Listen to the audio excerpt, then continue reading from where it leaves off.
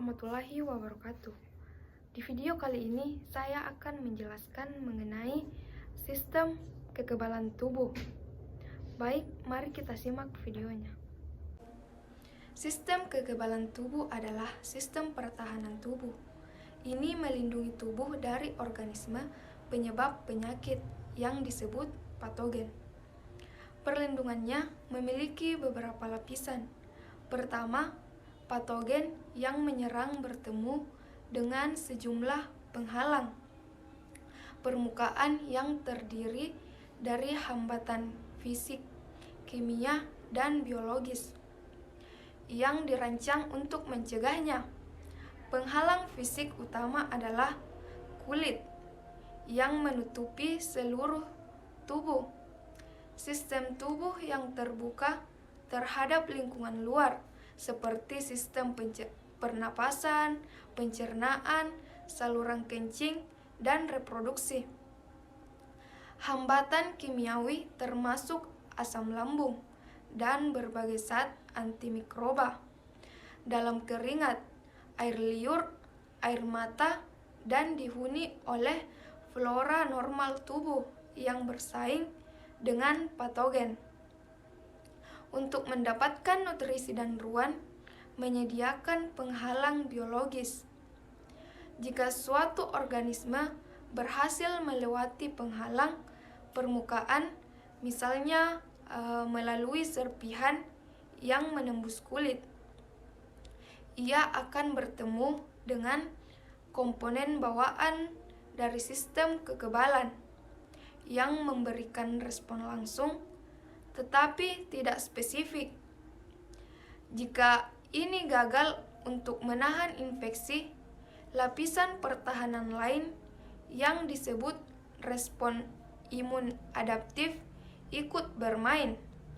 Respon adaptif waktu lebih lama untuk diaktifkan, tetapi lebih efektif karena target khusus patogen.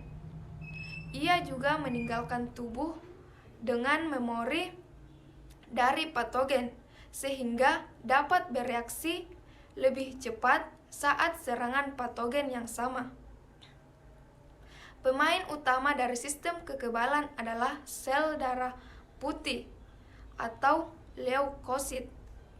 Semua leukosit berasal dari sel induk hematopoietik di sumsum tulang. Masing-masing memiliki peran berbeda dalam respon imun. Respon pertama dari sistem kekebalan bawaan adalah peradangan. Makrofag yang menetap yang terus-menerus berpatroli pada jaringan tubuh, menelan patogen dan melepaskan bahan kimia inflasi yang disebut sitokin yang menarik sel kekebalan lain ke lokasi cedera. Basofil, eosinofil, dan sel mast melepaskan sitokinnya sendiri, memperkuat peradangan. Sitokin melebarkan pembuluh darah, meningkatkan aliran darah, dan bertanggung jawab atas tanda-tanda klinis peradangan seperti kemerahan dan pembengkakan.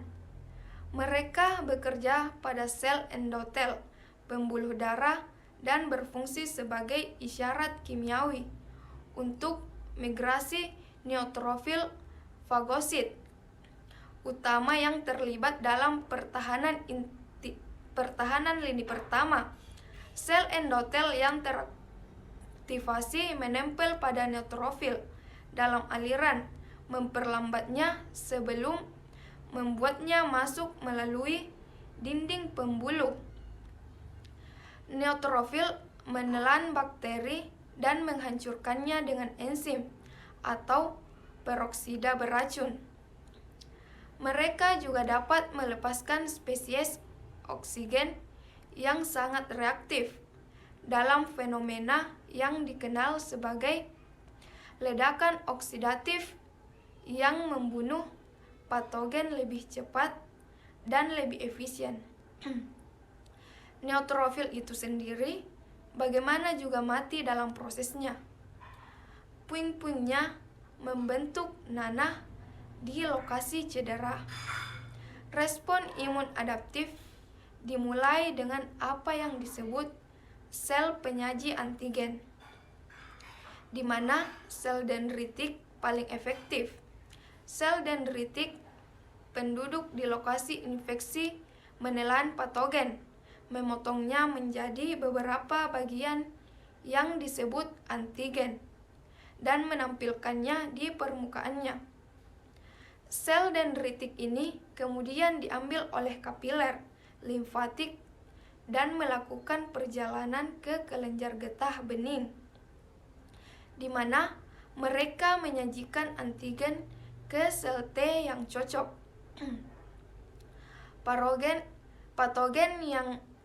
itu sendiri juga dapat melakukan perjalanan ke kelenjar getah bening, di mana ia mungkin menemukan sel B yang cocok.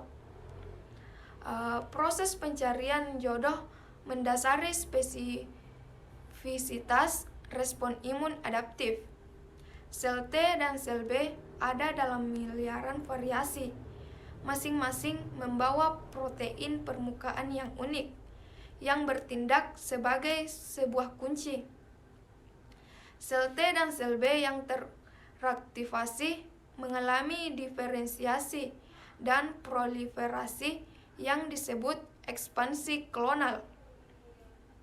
Proses ini menghasilkan sel memori, siap untuk infeksi di masa mendatang oleh patogen yang dalam dan sel efektor yang meliputi sel T sitotoksik teraktivasi dan sel B plasma yang memproduksi antibodi. Keduanya spesifik untuk patogen. Antibodi dan sel T sitotoksik kemudian meninggalkan kelenjar getah bening untuk mengalirkan darah ke tempat infeksi. Antibodi menempel pada patogen dan menargetkannya untuk dihancurkan atau dinetralisir. Sel T sitotoksik melepaskan racun untuk membunuh sel inang yang terinfeksi. Itulah tadi penjelasan mengenai sistem kekebalan tubuh. Kurang dan lebihnya mohon dimaafkan. Sekian, wassalamualaikum warahmatullahi wabarakatuh.